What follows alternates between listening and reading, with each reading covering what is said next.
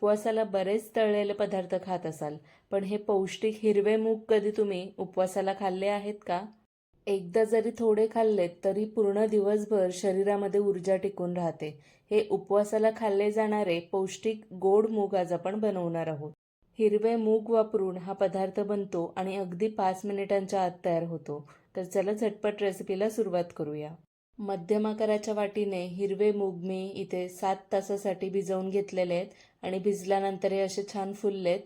कपाने हे मूग मोजून घेऊया, म्हणजे आपल्याला गूळ किती घालावा त्याचा अंदाज येईल.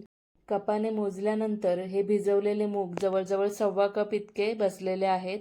आता हे कुकरच्या भांड्यामध्ये घालूया आणि त्यासोबतच त्याच कपने 1 कप पाणी घालूया. याच्यापेक्षा जास्त पाणी घालायचं नाहीये.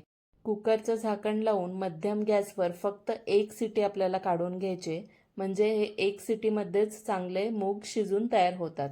1 सिटी झाल्यानंतर मी कुकर पूर्णपणे थंड करून घेतलं. एका सिटीमध्येच हे छान मूग शिजलेले आहेत. हे पहा, अशा पद्धतीने छान मॅश होत आहेत. कच्चे ठेवायचे नाही किंवा मग कमी शिजवायचे नाही. कुकरच्या जागी तुम्ही एखाद्या कढईमध्ये सुद्धा हे मूग शिजवून घेऊ शकता. फक्त थोडासा वेळ लागेल, 15-20 मिनिट जातील. त्यानंतर एका कढईमध्ये आपल्याला 1 चमचा साजूक तूप घालायचं आहे. तूप वितळलं की त्यात हे शिजवलेले मूग घालायचे. आपण पाणी एकदम व्यवस्थित अचूक प्रमाणात घातलेलं, त्यामुळे पाणी इथे गाळायची गरज पडली नाही. एकदम हलकं पाणी होतं. तुपावर हे मूग मी 1 मिनिटसाठी परतून घेतले आणि त्यानंतर बारीक चिरलेलं गूळ अर्धा कप घातलेलं आहे. हे मला कमी गोड हवंय म्हणून मी अर्धा कप घातलेलं आहे. तुम्हाला मध्यम असं गोड हवं असेल व्यवस्थित, तर तुम्हाला पूर्ण 1 कप बारीक चिरलेलं गूळ घालायचं आहे. अर्ध गूळ इथे वितळलेला आहे. आता मी यात घालणार आहे अर्धा कप ओल्या नारळाचं किस. ओलं नारळ किसून घातल्यामुळे ह्या पदार्थाची चव अजून वाढते. तर आता हे नारळसुद्धा या मुगाबरोबर परतून घेऊया. तोपर्यंत परतायचं आहे जोपर्यंत ह्यातलं पूर्ण गूळ वितळत नाही. तर इथे मी लो टू मीडियम फ्लेमवरच गूळ वितळेपर्यंत हे मूग परतून घेतलेले आहेत. गूळ इथे पूर्णपणे वितळलेला आहे आणि हलकं पाणीसुद्धा आटलेलं आहे गुळाचं.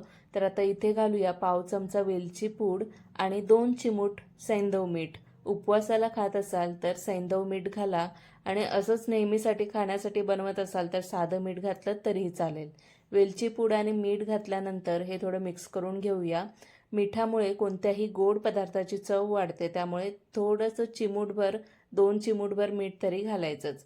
तर आता छान परतून झालेलं आहे. शेवटला मी अजून थोडंसं 1 चमचाभर तूप घालते आणि मिक्स करून घेते. हे मूग तुम्हाला थोडेसे ओलसर वाटत असतील, पण जसजसे थंड होतील अजून घट्ट होतील. त्यामुळे थोडेसे ओलसरच ठेवायचे, पूर्ण आटवायचे नाही. आणि आता हे उपवासाला खाण्यासाठी उपवासाचे हिरवे गोड मूग तयार झालेले आहेत. 5 मिनिटांच्या आत तयार होतात. झटपट तयार होणारी रेसिपी आहे. वेगवेगळे तळलेले पदार्थ खाण्यापेक्षा हा पौष्टिक गोड पदार्थ उपवासाला नक्कीच बनवा. रेसिपी आवडली असेल तर हाईप करा. धन्यवाद.